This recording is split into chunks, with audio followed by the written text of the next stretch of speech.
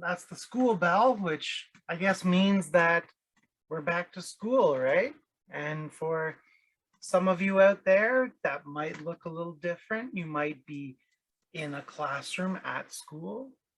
Others, you might be having school right here, right? In your own home, maybe not right here, but in your home, on your computer or tablet, right? And you might be learning from Zoom. Either way, we decided here at the Ryerson EarlyOn to maybe help you out with a couple of ideas of how to get yourself ready for school. Well, one thing that really does help with getting children ready for school is setting bedtimes.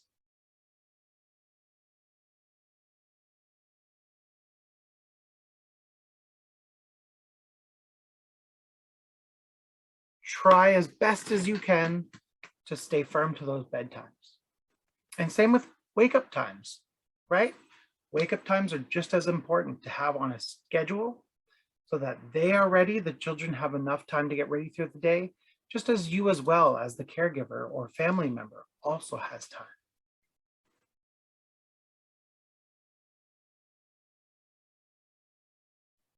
This backpack goes everywhere with me, all my field trip videos, everything like that. But the most important thing about this backpack is it's something that I can put on myself. I don't need anyone else to help me out. And again, the idea with sending children off to school is we want to give them as much independence as possible so that they feel capable of doing things on their own. So a nice comfortable backpack, something that's not too big, but big enough to hold everything that they might need.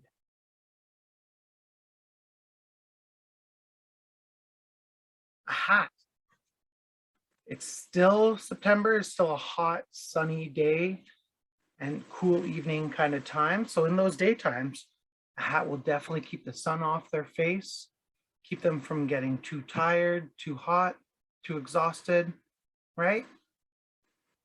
And, you know, if it's a cooler day, a rainy day, they don't have to put it on, but it's something that doesn't take up a lot of room at all in a backpack.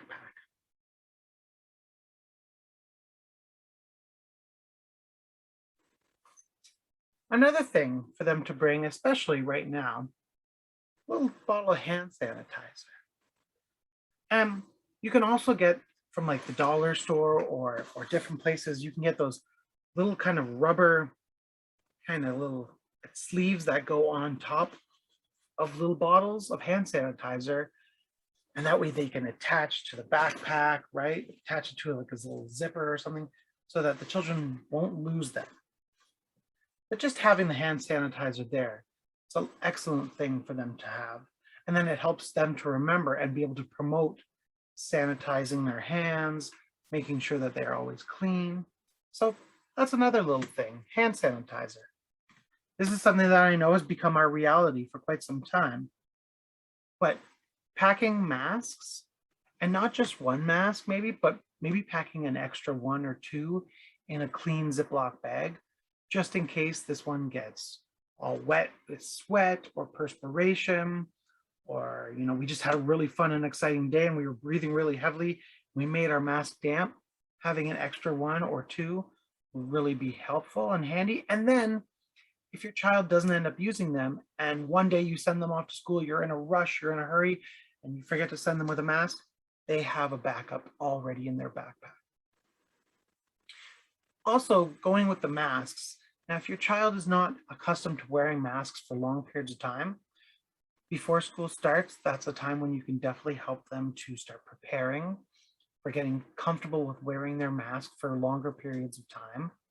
You can also go over how to put on the mask properly and make sure that it's fitting comfortably, right? The do's and don'ts of how to wear your mask. So again, putting it over our ears, right? Trying not to touch the fabric of the mask too much with our fingers, but we can adjust. And we always want to make sure that the mask covers the underside of our chin, right? It covers our nose. in our mouth, and it's nice and tight. It's nice and snug, right? We don't want it too tight. That's hurting, giving us our ears are hurting or giving us a bit of a headache or anything. But we do want to be able to be comfortable. We don't want it so loose either that it's kind of falling off, and as people are talking, their masks are sliding down and down and down.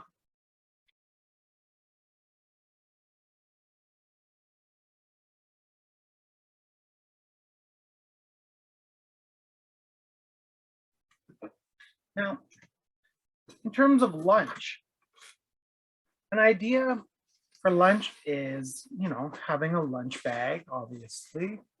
A nice little bag, easy to maintain. It can fit everything that they need. Sometimes people use lunch boxes, those containers, and when you pop open the lid, there's all these little compartments.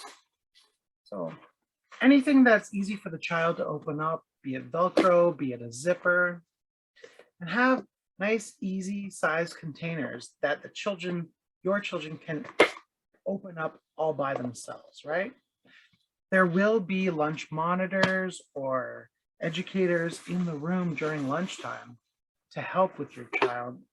But, again, it's that idea of fostering that sense of independence. If your child can do it themselves, they'll be that much more excited to have that snack or have that lunch.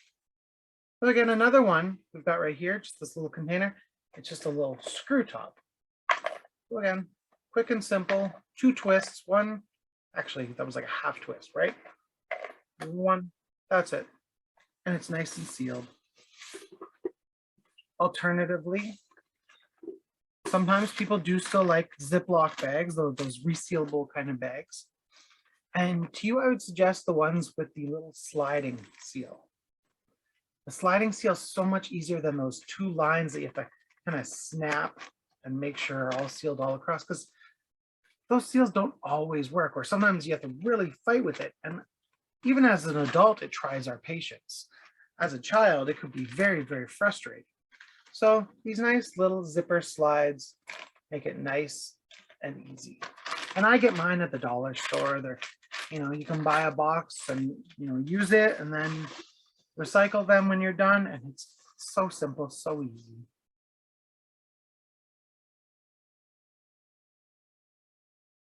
Now, there's just one more thing I wanted to mention about things that you can prepare your child for going back to school. And this one is something that you're going to deal with all year round. And that is your children and dressing themselves, or you dressing them. And again, it goes back to that idea of independence. As best as possible, if you could dress your child in layers, so that, because we do know, especially right now in the fall, we get still cool mornings, cool evenings, but during the daytime, the sun still comes out, gets nice and warm. So maybe packing them with like a t-shirt, or if you still feel comfortable with having them wearing shorts or leggings or anything, absolutely. And then just sending them off with a light jacket, a sweater, or a hoodie.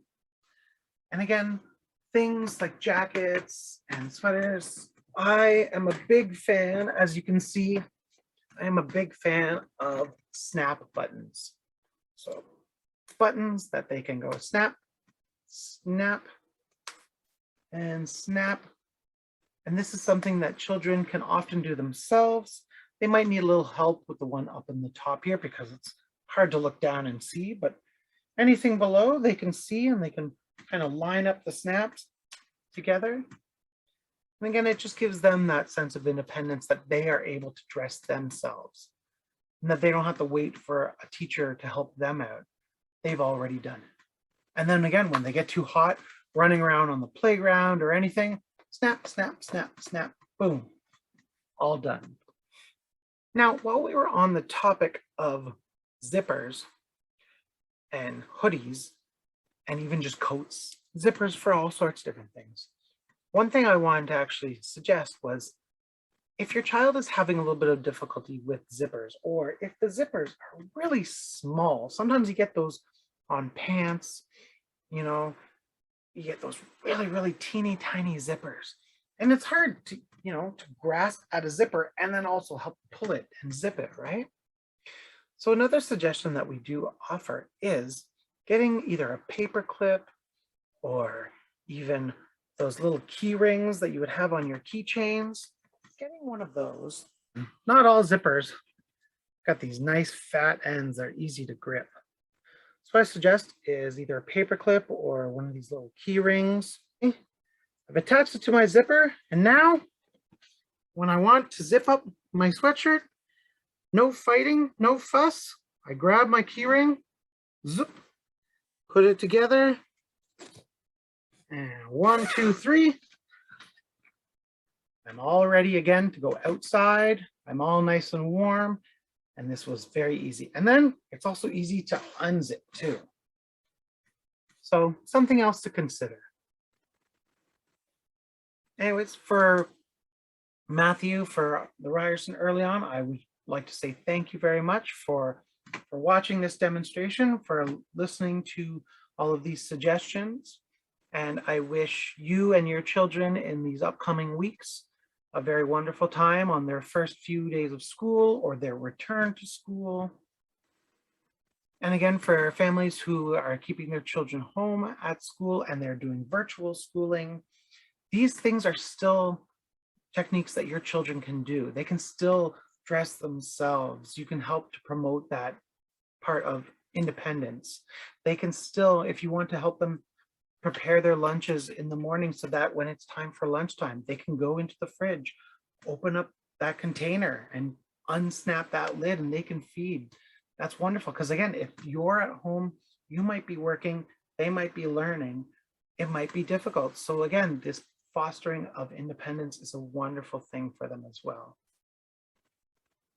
I am Matthew and I'm from the Ryerson EarlyOn, and I just want to say thank you for listening and have an excellent day.